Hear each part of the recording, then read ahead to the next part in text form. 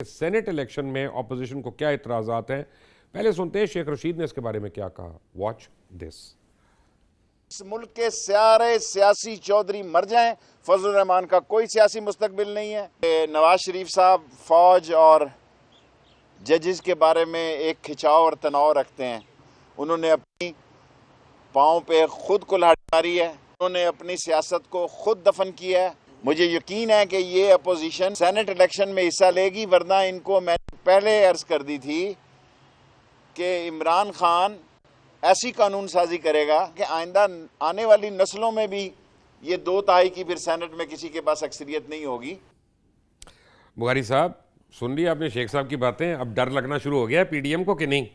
देखिए, शेख रशीद साहब जो है वो हमेशा इसी तरह की दरफुंतनियाँ छोड़ते हैं। पहले भी माजी में हमने देखा है, पूरी तारीख भरी हुई है। वो जिस तरह की पेशेनगोइयाँ करते हैं, कैसे वो पूरी होती हैं, जो तो उनकी इस्टेब्लिशमेंट के हवाले से की जाती हैं वो तो पूरी हो जाती हैं, इसलिए कि वो तो उनको फीडबैक दिया जाता है।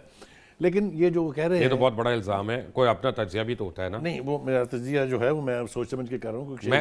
शेख साहब के तज्जिए की बात कर रहा हूँ। उनके पोतड़ों से वाकिफ हूँ। शेख साहब, अब जब शेन वॉर्न ने कह दिया कि ये मैच टाई होगा तो किसी ने नहीं कहा मैच फिक्सिंग है। करेक्ट, लेकिन जो गुफ्तगू जिस हवाले से हम कर रहे हैं, सेनेट का इलेक्शन बहुत कंट्रोवर्शियल होने जा रहा है। क्यों हो गया है? दो वजूहात हैं उसकी।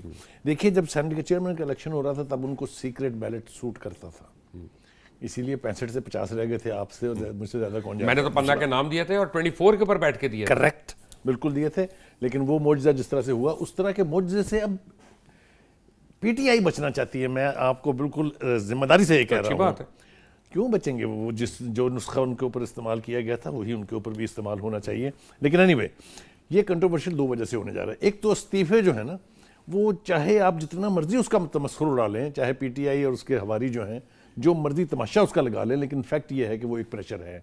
और आप और मैं अच्छी तरह समझते हैं, माने बेशक ना, कि प्रेशर होता है, ना माने, ठीक है, एक बात।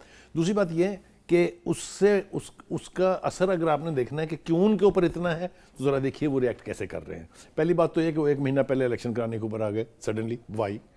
रवायत नहीं है मौजूद 70 साल में, जब जितनी दफ़ा भी सेनेट का इलेक्शन हुआ है, कभी एक दिन ना पहले ना एक दिन बाद, और होना भी ऐसा ही चाहिए।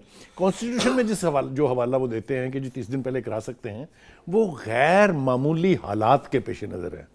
किसी ने ज़ल्ज़ले की पेशगोई कर दी है, कुछ सैलाब आने शुरू हो गए हैं, बहुत बदतर हो सकते हैं। ये जो है ना, मज़े से जब 1 महीना पहले कराने की कोई प्रोविज़न मौजूद नहीं। दूसरी बात ये कि क्वालिफाइड है ये रूल्स एंड रेगुलेशन में सेनेट के इलेक्शन के, कि आप जो शो ऑफ हैंड है, ये सिर्फ 2 इंतखाब होते हैं, एक प्राइम मिनिस्टर का और दूसरा चेयरमैन सेनेट का।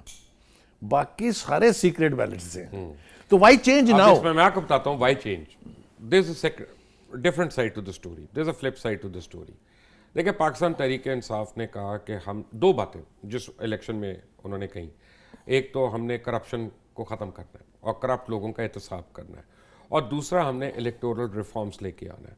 अब इलेक्टोरल रिफॉर्म्स में पीटीआई ने सबसे जो पहल की थी, वो अब सारों को याद नहीं आ रहा, कि जब उन्होंने अपने 20 पार्लियामेंटेरियंस की रुकनीत को मुअत्तल कर दिया जिन्होंने पैसे लिए थे सेनेट में वोट डालने के लिए, तो पीटीआई ने तो वहाँ पे इब्तदा कर दी थी। ये इब्तदा नहीं है।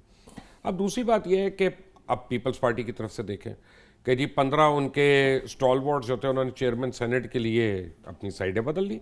उनको वहाँ चमक काम कर गई, दमक काम कर गई, धमकी काम कर गई, मुझे नहीं पता, लेकिन कुछ ना कुछ तो हुआ कि उन्होंने बदल दी। अब क्या हुआ? पीटीआई ये कहती है कि जनाब शो ऑफ हैंड कर दो ताकि लोटाक्रेसी खत्म हो, ताकि फ्लोर क्रॉसिंग ना हो। आपका भी यही मुतालबा होना चाहिए। जरूरत क्यों पेश आई? मैं आपको वजह बताता हूँ जरूरत क्यों। क्योंकि हम देख रहे हैं ना, ये नहीं बदल रहे ना, कभी इधर से उधर फुदक रहे, उधर से उधर फुदक रहे। इवेंचुअली पीटीआई ने ये करना है। अब पहली बात यह है कि शो ऑफ हैंड से किसी को कोई एतराज़ ही नहीं होना चाहिए कि जनाब मैं हाथ दिखाऊं, मैं पीटीआई का वोटर हूं, बुखारी साहब हाथ दिखाएं कि मैं पीटीआई से एग्री नहीं करता। इसमें किसी को हमें प्रॉब्लम नहीं होनी चाहिए। हम हैं जो हम हैं। यहाँ पे प्रॉब्लम उसको है जिससे रेट लगवाने, जैसे 2 नंबरी करनी है, जैसे पैसे बटोरनी है सेनेट इलेक्शन में, जिसने वफादारियां तब्दील करनी है, पीटीआई उसको सेफगार्ड कर रही है। मैं कह रहा हूं उस पर आपने नहीं आना। दूसरी बात पे आज मैं कह रहा हूं उस पर आपने नहीं आना। मैं क्या कि खतरा ये है पीटीआई को कि हमारे कुछ लोग ना उसी तरह का ड्रामा करें जिस तरह मैं आपको उसकी वजह बताता हूँ। मैं आपको वजह बताता हूँ। जो हुकूमत वक्त होती है ना, उसके पास देने के लिए बहुत कुछ होता है। उसका मुराद देने के लिए होता है, उसमें वफादारियां बदलने के लिए उसके पास देने को बहुत कुछ होता है।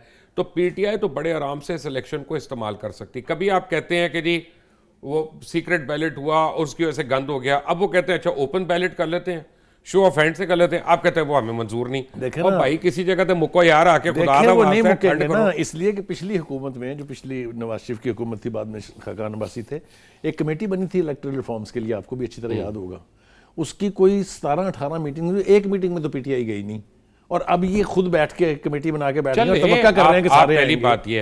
बात यह है कि वो उस इलेक्टोरल रिफॉर्म से पीटीआई एग्री नहीं कर रही थी, उस मीटिंग कमेटी से वो एग्री नहीं, क्योंकि उस कमेटी में तो ऐसे लोग थे जो 4 हल्के खुलवाने थे ना, वो लोग भी उस कमेटी के अंदर मौजूद थे। 4 हल्के खुलवा के हुआ क्या? नहीं, एक मुबशर सेकंड, कभी कहाँ आपने खुले? ये बताया? खुले कहाँ? कौन कहता अगर है? खुल जाते, री-इलेक्शन हुए वहाँ? नहीं, एक सेकंड, अगर खुल जाते उस टाइम पे तो ना धरना होता, ना कुछ होता, ना सारी डिबेट क्या थी। जो फर्क क्या है? जो मैं वजह ये थी कह वो रहा ये थी कि हूँ- जी यहाँ पर धांधली। मैं कह रहा हूं ऐसा कानून या ऐसी कानून साजी जिससे करप्शन खत्म हो, जिससे रिश्वत लेने वाले बेनकाब हों, आपको और मुझे तो उसका साथ देना चाहिए। मुबशर, आपका बड़ा दिल है, बहुत बड़ा हौसला है आपको, जो आप कह रहे हैं कि करप्शन खत्म हो गई है। करप्शन ने तो वो शक्लें इख्तियार कर ली हैं अब कि अल्लामान करप्शन नहीं अल्लामान। खत्म हुई, मैं नहीं कह करप्शन रहा खत्म ही नहीं हुई। नहीं। जितने करप्ट लोग हैं वो साए में, छतरी के नीचे बैठे हुए हैं। उसकी वजह है बुखारी साहब, कहीं ना कहीं से तो शुरू करना है ना। आप अपनों से शुरू करते, जो दावा किया था। अपनों पे शुरू किया। जहांगीर तरीन बाहर है, अलीम खान अंदर गया, एक्शन बताएं ठीक क्या हुआ है? फिर अपना उनका जो था एमपीए वहां का और वजीर भी था मियां वाली का, वो भी बेचारा अंदर गया। गिनवाऊं मैं जिनके खिलाफ एक्शन नहीं हुआ? मैं आपको ये बताऊं कि एक्शन होने के लिए आपको कोई ना कोई कंप्लेंट तो करनी है ना बुखारी साहब। मैंने और आपने तो एक्शन नहीं करना, हम तो विसल ब्लोअर है, आप भी विसल ब्लो कर सकते इसका हैं। नारा इमरान खान का था अकाउंटेबिलिटी अक्रॉस द बोर्ड, एक, और दूसरा पहली तकरीर में उन्होंने कहा कि एहतसाब शुरू होगा पहले मुझसे, बनी गाला से, और फिर मेरे हर एक आ वजीर जाते हैं बनी गाला पे।